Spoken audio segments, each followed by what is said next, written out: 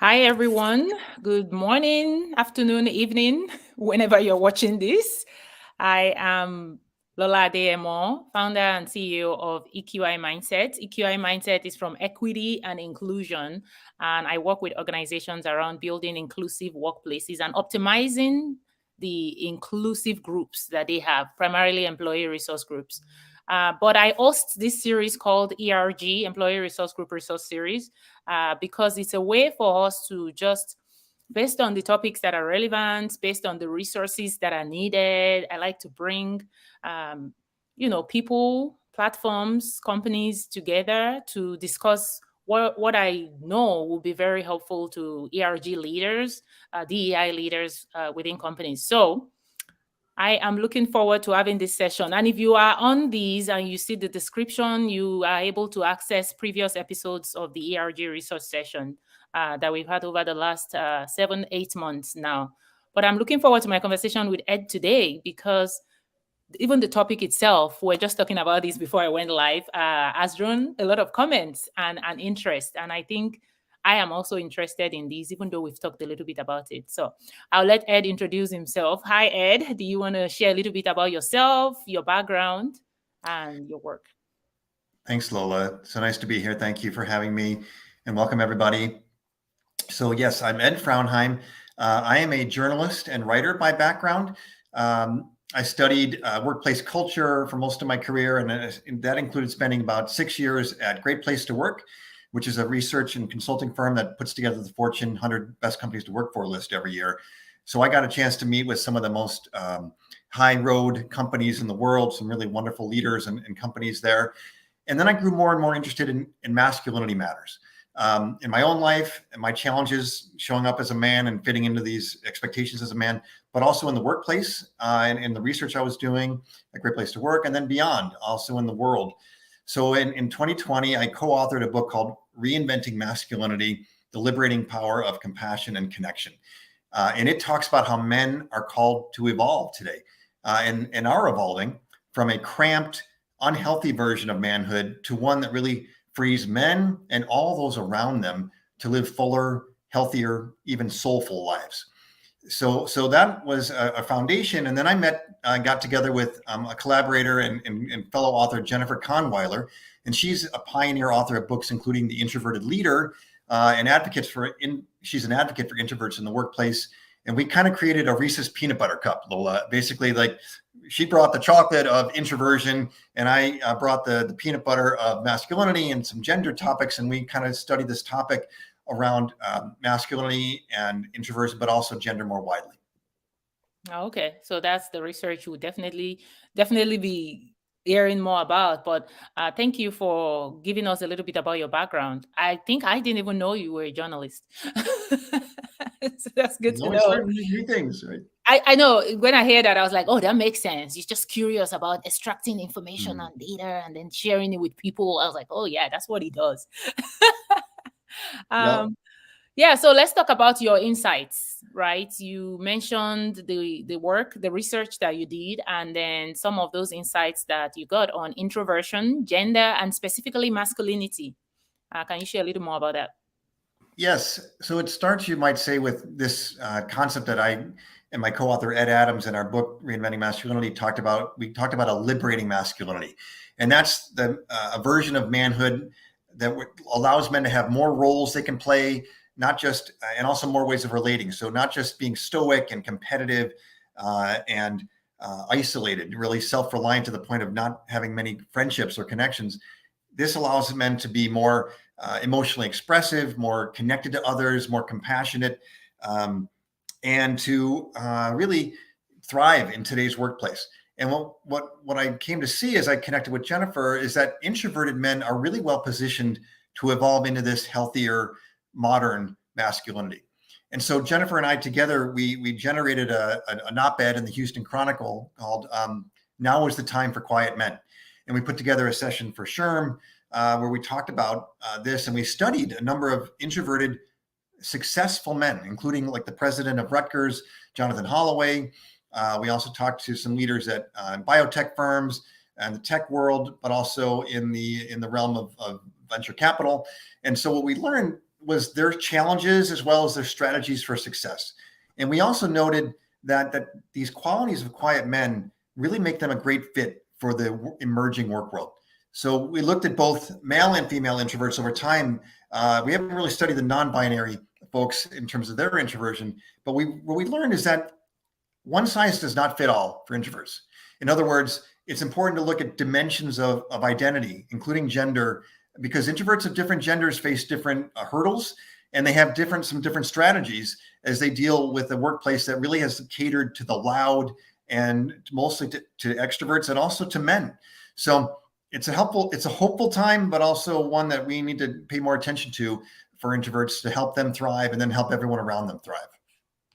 Yeah, no, I think you bring up the way we phrase this intersection of introvert and gender is something that is also important when we look at the workplace. We talk about extroversion being celebrated, but it's also extroverted men being celebrated, because Yes. we've heard all these different stories and cases of extroverted women being critiqued, Yeah.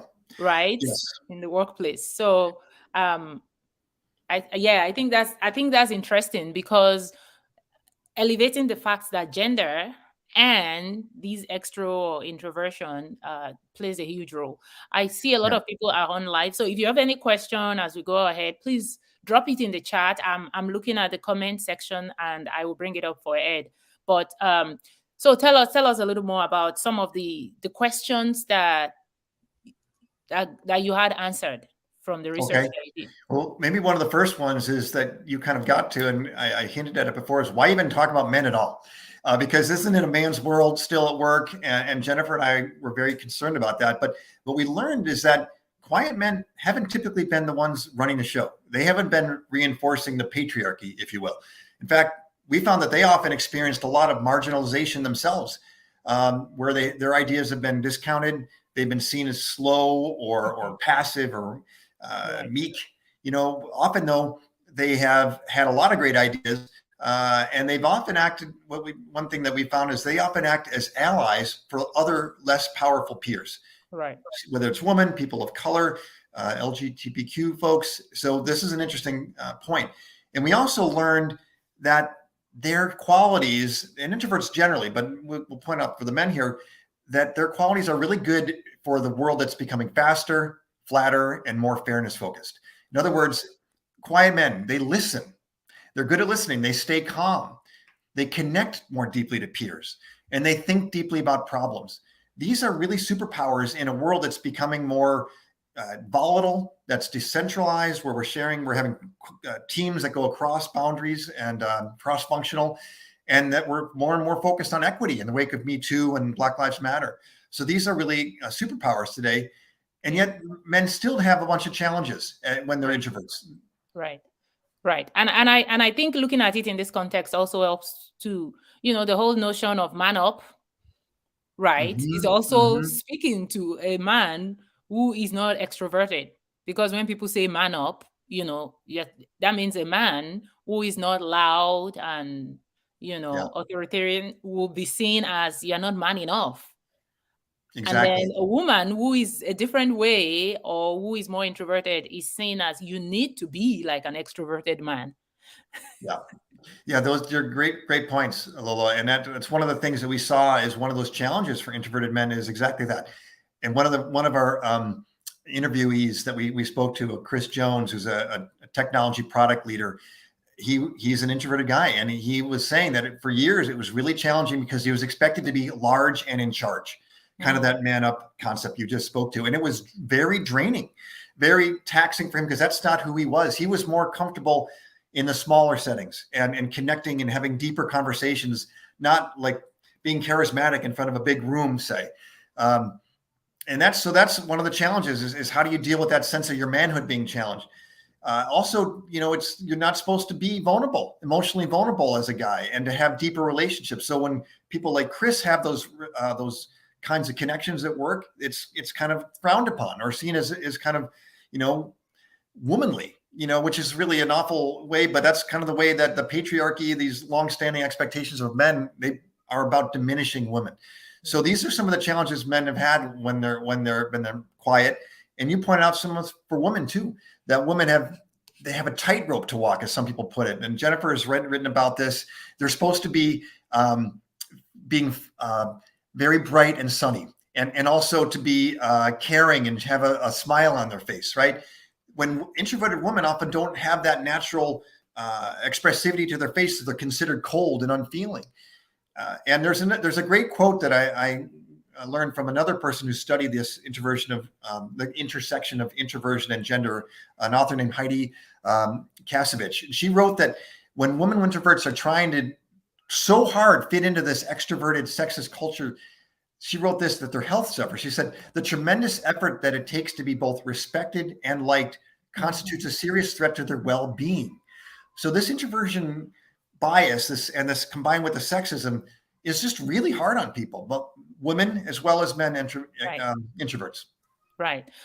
And I think part of why it's important to talk about these things is because, we're talking about representation. Representation is still really low. Representation is still very low. So even if, we're saying there is, be yourself, be authentic, you get into a boardroom or an executive suite where you are the only, well, if they're all male and you are the only introverted male, that works against you. If Mm-hmm. they're all male and you are the only female introverted, that works against you.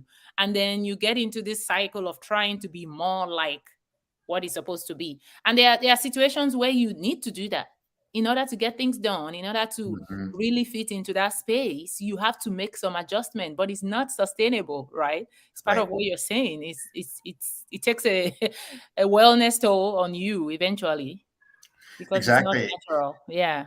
I appreciate that. And that's you're getting to that point about the wellness. And it's also, you can't be your best performer, right? So the thing that we're pointing out is that, and what we learned is that these high performing male introverts that we studied, including the ones I mentioned, they leaned into their strengths.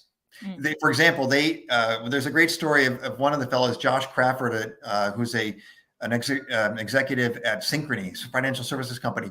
He put time on his calendar and on his teammates' calendar, the folks on his team, he was a leader, was just recharge time. Because introverts need breaks from constant social interaction to regain their energy. One of the main definitions of an introvert is you gain energy by solitude. And Right. it's taxing to be in social situations all the time. Not that you always want to be alone, but extroverts, by contrast, gain energy as they are in groups. And it's harder for them to be alone. And, so Josh put this time on his calendar, and that's allowed him to be very effective at work, because he would take a quick nap or just be, let things calm down, and his batteries would charge up that way. And then that actually ended up being something that served introverts and extroverts on his team. When he went to another team, everyone on his team said, keep that calendar invite there. We don't want to lose that time because it's really valuable to quiet down. So when this is what we found is that male introverts and female introverts, when they own their introversion, that's the first step. Then you can start being a thriving employee and someone who contributes to your organization better. Yeah, absolutely. So I got a couple of questions here. One is, I think it's a good one because of what we're talking about now, is what are the costs to the organization of failing to tap into introverted folks? That's a great question. And I don't have a quantified answer to that. I haven't seen metrics exactly on that topic, but we know that introverts are roughly half of the population, or people who lean in the introverted direction. And there's evidence, this is something that Heidi found in some research, that introverted leaders have, a higher performance overall, I think it's return on assets. We know now, as I mentioned before, how valuable it is to have thoughtfulness, how valuable it is to have deeper connections. The pandemic taught us we need psychological safety where people can say it's okay not to be okay. Introverts are naturally good at creating emotionally deep connections where they can hear the challenges people are experiencing, and they can listen well to those challenges, those problems that people on their teams might have. So there's so much power and promise in the introverted population, men, female, male, female, non-binary folks, and we typically aren't tapping that. So Yeah. I don't have a number, but I think it's a big figure, and we can just see It's a huge some of the cost. leading companies in the world are now led by introverts. Like Jeff Bezos is an introvert. Warren Buffett is considered an introvert. So these are folks that are showing the value of having these kinds of that temperament in leadership. Right. Right. And I think this also fits into the conversations around intersectionality, right? Where having one single thing that kind of is seen as not the norm, a minority, and then overlaying it with another. I mean, it just amplifies Yeah, all of the negativity or reduced productivity that comes with that, right? So I'm not yeah, just a woman. I am a woman who also happens to be an introvert. Or I'm not just a black man, but I'm a man who also happens to be an introvert. When you combine all of these things, it's really huge. yeah. I appreciate you saying that. And I see in the comments, Lola, someone asked if we looked at the intersection of introversion and neurodiversity, And you're with that's what I was ADHD and autism. We haven't, but I think this is the moment. And I love that. I was drawn to your podcast, Lola, because you're doing these conversations about what are the intersections and what are those impacts of, say, being an introverted woman or an introverted man or an introverted person with autism, say. So I think there's a lot to be learned still. And I know Jennifer and I are continuing to study this topic, and I hope others are as well. Yeah. So I would say there's another comment that you saw. Robin says the lack of psychological safety in an office environment has an impact on introverts, for sure. And when introverts in some ways need that psychological safety perhaps more than extroverts. I'm guessing here. I don't have research on this, but because they tend to connect and open up in smaller, more intimate settings, they aren't interested in a lot of small talk as much as extroverts are. If you don't have a team where it's okay to be your full self, it's okay to be vulnerable, that's going to make introverts less able to thrive. So I think that's a great point that Robin's raising. Sorry, give me 1 minute. Okay, I think somebody had a comment about the video. Hopefully, they're able to get back to where we are. But yeah, I love the conversations and the comments going on in the chat as well. I think, yeah, the impact on health is something we could also expand on, because we are talking about danger to organizations, how some of this functioning can hinder people's productivity, but also mental health and physical health. How For sure. does that intersection affect people in Yeah. operations? Yeah. Lola, I could speak a bit about that personally. Like I identify as an introverted man. I'm not as the most extreme version of an introverted man, but on the Susan Cain quiet book test, I came across as an introvert, and I've come to see that I really need time to recharge. I take a nap almost every day. I connect. I'd love to make phone calls with friends, and even not necessarily strategic ones, just to connect with folks. And for a while, I was seeing that as a shameful thing, a little bit, because I wasn't that kind of aggressive, just going after the next rung on the corporate ladder. It wasn't highly competitive. I was more connected and a bit more collaborative, and that has contributed to me having anxiety at times. And I've wrestled with anxiety to the point of even having some panic attacks at times over even the past year.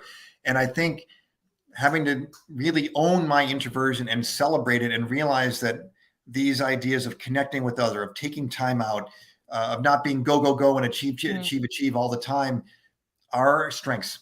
And I hope that others that are feeling shame or feeling anxious that they don't fit in can come to see that we are okay. And that was one of the things from our research that the book Quiet did a lot to help introverts love themselves. And I think we need more of that. I need more of that. And a lot of introverts across the different genders, we need to start in a way by saying, I am good.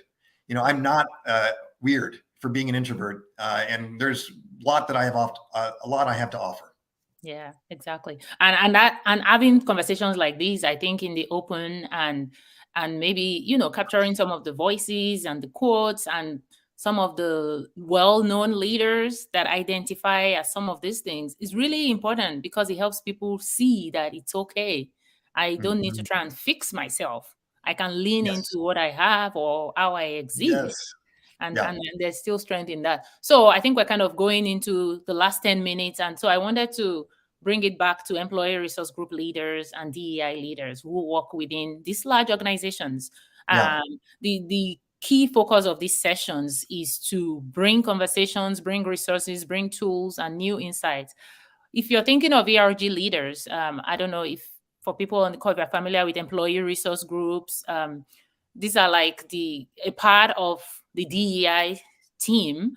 Employee resource groups support the DEI initiative of the organization. And so for organizations, for leaders that are listening right now, or just DEI advocates within companies, how do you see, what do you want to say to them around leveraging some of these insights and the key points of this conversation to advance the work they are doing? Yeah. Thank you for that invitation. I think that ERG leaders and DEI leaders and advocates can do a lot to help introverts and their organizations overall. And I'm going to share a couple keys that really come out of some of the research Jennifer and I did, really based on her book, Creating Introvert-Friendly Workplaces. One of them is start conversations. Like, have the kind of conversations this conversation that you and I are having, Lola, to start raising awareness of introversion, as well as the way it's filtered through different lenses like gender. Perhaps the other one, race, is another one that we could probably, we haven't studied that directly, but that's another huge one we potentially can look at. Another one is to spotlight quiet leaders, kind of like the work we did in interviewing these several accomplished quiet men and learning what their strategies for success were. Let people know in your organization that there are introverted folks that have done really well, and what are they doing, and what would they like to see change at the organization. A third thing would be to potentially sponsor an ERG or get one going that is focused on quiet men and women, or quiet people of all genders. Maybe there's even enough people in your organization, if you're a huge organization, have one specifically for quiet men and another one for quiet women, maybe quiet folks who are non-binary. But at least think about creating that support space, that safe arena where people can share what it's like, get some ideas for how to thrive, because there's a lot of wisdom in coming together and sharing your experience. Yeah, absolutely. I love those points. I think you just put it together nicely. That last one thing I would also say, I know a lot of companies, it's always that, okay, we're trying to balance between not just starting an ERG for everything with supporting existing ERG. I think another way I will position that is have a collaborative event between your Mhm. existing ERG that focuses on introversion. I love Because if that. you think about it, you have women ERG, you have Black ERG, you have disability ERG, all of these things. Every one of these ERG, if you want to have a conversation around introversion, they Yeah. can always apply that program to their group, right? So I Yeah. think host collaborative conversations among your ERGs that focuses on introversion and other intersections. I love that. That's such a great idea, because those ERGs are going to have introverts in them, right? Like, they're going to Exactly. be Black Exactly. introverts and women introverts and et cetera, folks who are disabled and introverts. Um, and there's some cool ideas around how to do that too. You might have like a single event, like you talked about. Also, you could have a book club where you're reading a book, and there's content to be seen there. Jennifer and I have programs we'd love to kind of share with folks around how that could be structured. But the idea of getting them together, so you don't have to start a whole new one, is a really good idea, I think. Yeah, absolutely. Well, thank you so much, Ed. I think this has been really helpful, and I think this is the first of many more to come because, again, it's just a first step. When you start to talk and have these conversations, there are insights that will be gained from having these that could maybe lead to changes for more employees and more employee engagement. It's just going to cascade on. And I think Robin said having a quiet place at an in-person office is also beneficial. Because that's a key part as everybody goes back to work now. We still have people going to work all the time or part of the time, but is there a designated place where people can just go to just be quiet? Yeah, I mean, that's another thing that you could say that the folks on the call, the ERG leaders and DEI leaders, can do, is advocate that your company set up some what we could call quiet friendly practices, another term from Jennifer, where you're setting up those rooms or those times, like focused time. Like Pfizer has had times where the entire company has what's called focused time or non-interrupted work time. So that's something that people can do along the lines of what Robin's calling for. And you can also invite your company leaders to kind of look for bias throughout their practices. Are you having interview styles that reward loudership? That's another term I got from Jennifer, in group settings versus the more thoughtful commentary. So you might even have for some asynchronous elements of recruiting and interviewing folks. And you share agendas in advance of meetings so that quiet folks can do the preparation that is one of their superpowers. They're less able to kind of or move really quickly on their feet and thinking on their feet. But if you give folks a chance to know what the topic is, they're going to do their homework as introverts more than extroverts and come up with great ideas. And those get lost. And if you don't have that kind of introvert friendly practice, that biased approach that only really supports the extroverts. So there's a lot of work to be done to really make today's workplaces more inclusive for introverts of all genders. Yeah, absolutely. And about somebody suggesting about creating a culture of allowing co-facilitation of meetings to help contain overtalkers. That's actually a good one. I hosted a conversation with Rattle. That's what the tool is called.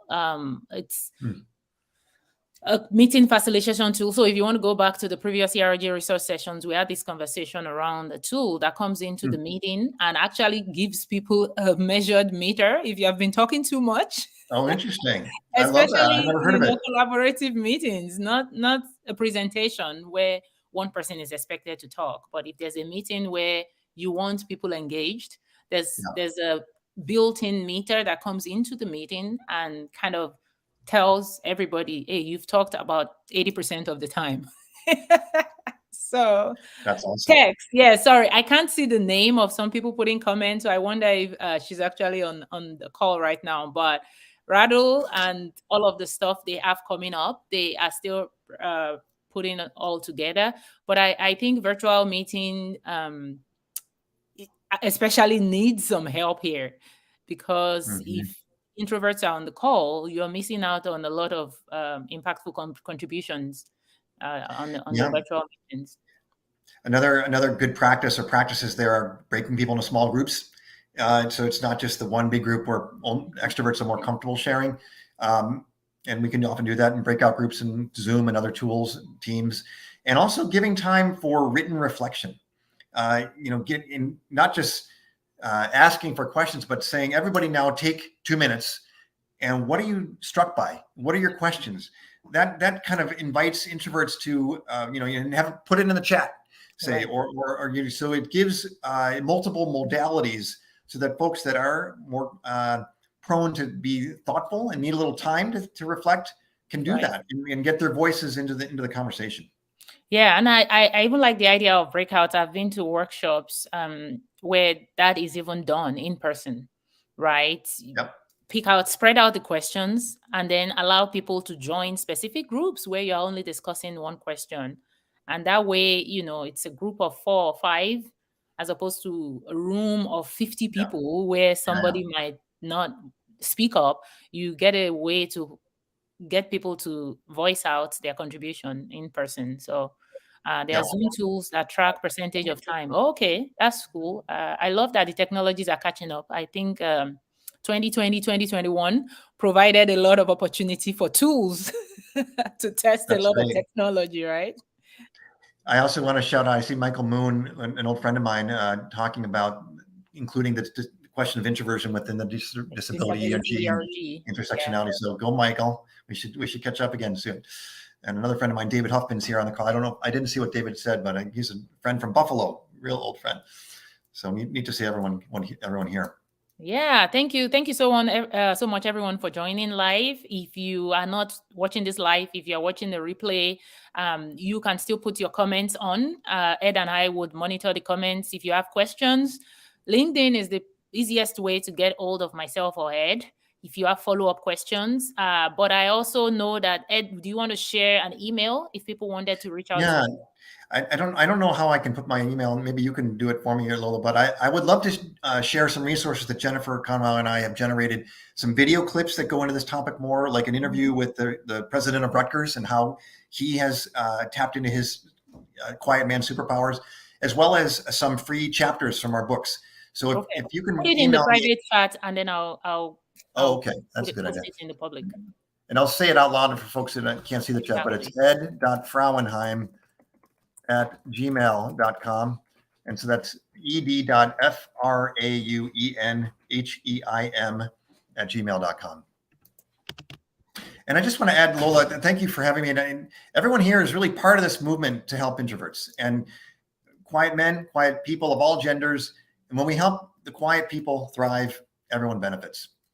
Absolutely. I think so. And there's a huge need for that because we don't talk about it enough. So I always say, I feel like I'm an introvert, and then everybody's on my case. Like, I think you're an extrovert. But the reason I say that is because I do get exhausted. That's a good sign that you So are. I get energized when I go to networking events and all that, but I get drained. So I always feel like I need a day or two to recharge, where I just I'm on my couch sleeping. And so my friend was like, "But how long can you do that before you get tired?" I said, "Well, let me do it for a couple of days first, and then I'll tell you." Well, I hope you don't feel guilty about that, Lola. That's the first step, is like loving ourselves as introverts, and like not feeling like shame that we need that. That's okay. Yeah, so I think that's what it is. The labels just get everybody stressed out, like you have to be one way or the other. It's like you can enjoy networking and still love and appreciate your quiet and alone time. You can crave alone time even though you love people. It's how we balance and how we take care of ourselves and our health. So thank you everyone for joining. Thank you for all those that joined live. I put Ed's email on the chat, especially because we have people that are listening to this from YouTube and Facebook, and so not necessarily connected to us on LinkedIn. But if you have any question and you want Ed to send you those materials, please reach out at ed.frauenheim, FRAUENHEIM @gmail.com. And I am also going to include my email if you have any follow-up questions, or you have any suggestions or of topics you want us to discuss around these, or follow-up conversation. I'm sure Ed would love to come back. So thank you everyone. Have a great rest of your week and weekend. Bye everybody.